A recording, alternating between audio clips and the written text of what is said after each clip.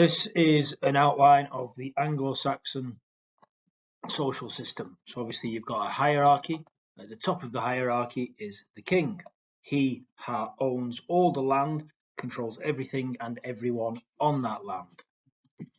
What the king would then do would be to divide the land and give it to his earls. These people controlled earldoms. They were very high-ranking people, close to the king, and the areas controlled by an earl is called an earldom.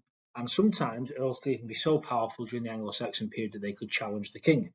For example, whilst Earl Godwin and Harold Godwinson didn't directly challenge the king, they were hugely influential and hugely powerful.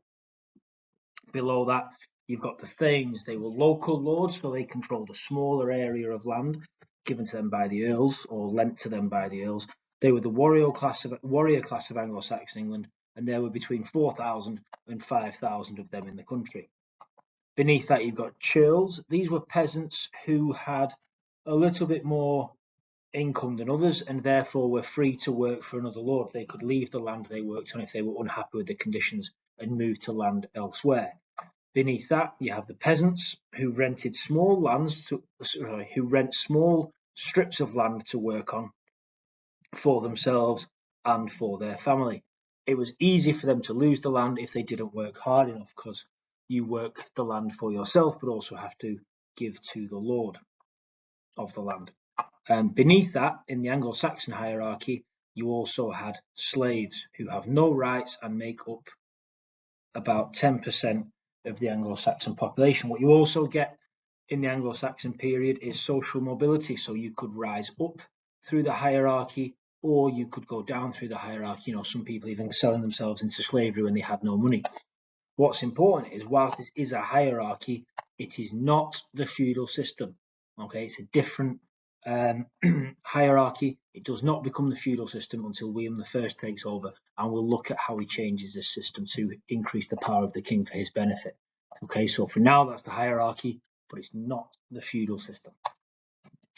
So the king, his duties and responsibilities. Well, he owns all the land and distributes to his earls, usually in exchange for loyalty. The more land an earl owned, the more powerful the earl would be, because they'd have more people on the land and therefore more tax to collect, and also a larger feud and military service. King also has to protect his people from attack and give them laws, or rather introduce laws to maintain safety and security. He has to keep peace because, very simply, peace equals prosperity. If England was a peaceful country, then you had more income. That's one of the reasons why Edward the Confessor is kept as king, because he does keep peace amongst the people. He also has to provide justice. If you did something bad to the king, then you would face a harsh punishment. Or if you just did something bad in general, you know, breaking the king's peace. Effectively remembering this isn't like an aspirational society. This is simply about making it through the day. So good law and order is what people are asking for. Why is Edward the Confessor tolerated then? Because he's not a warrior king. He was a good lawmaker. The Anglo-Saxons respected kings who kept the peace. As we've discussed, peace equals prosperity. And also, I want to know, if somebody wrongs me, that they will face punishment. And Edward the Confessor and the government of Anglo-Saxon England are good at doing that. He was also very, very religious, or pious, P-I-O-U-S.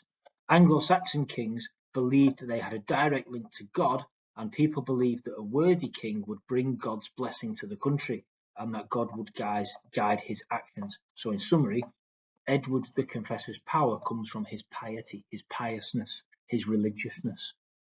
People believed that by having Edward the Confessor in charge, England would be favoured by God, even believing a good king could prevent Viking attacks through religion.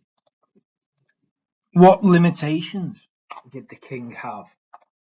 Well, you've got an area of England called the Danelaw. Anglo-Saxon kings needed to rule the whole of England, but half of the country was called Danelaw and was Anglo-Danish. So this comes from, the Danelaw exists because of Vikings who used to raid England and then take goods out of England back to Scandinavia. And then after a while, after raiding England, they decided, well, hang on a minute, why do we keep raiding and taking all this stuff back? Let's just stay here. So they settled in the country, and now the Danelaw is effectively in the north of England. It's where all these Viking descendants have settled. The Danelaw was an area of land in the north, which was an area with Viking rules and Viking customs. So former raiders then become settlers and now are descendants from Vikings. The other limitation to his power, or to the king's power, is the House of Godwin. The Godwin family owned huge amounts of land across England, and land equals power. As mentioned earlier, the more land you own, the more people are on that land, so the more tax you can collect, but also the more people you have at your military service, the more peasants you have to call up to your military. The Godwins' wealthiest earldom was Wessex, which was run by Harold Godwinson after the death of his father in 1053. The king was related to the Godwins by law because he married Godwinson's daughter. So effectively what you'll be thinking of here is Harold Godwinson is Edward the Confessor's brother-in-law. The Godwin family had come to power during the reign of King Canute, so their loyalties, they're not powerful because of Edward the Confessor. So early on in his reign, he did try to reduce their influence, which we'll discuss later on when we look at the rebellion of Earl Godwin, or the revolt of Earl Godwin. The Witan, other groups in Anglo-Saxon England, one of them being the Witan, a council that advised the king on issues of government, but the king doesn't have to follow the Witan's advice. So it's a small group of people made up of the most powerful and influential people in the country who give the king advice, but the final decision is up to the king. The king also decides who was on the Witan and when the Witan would meet.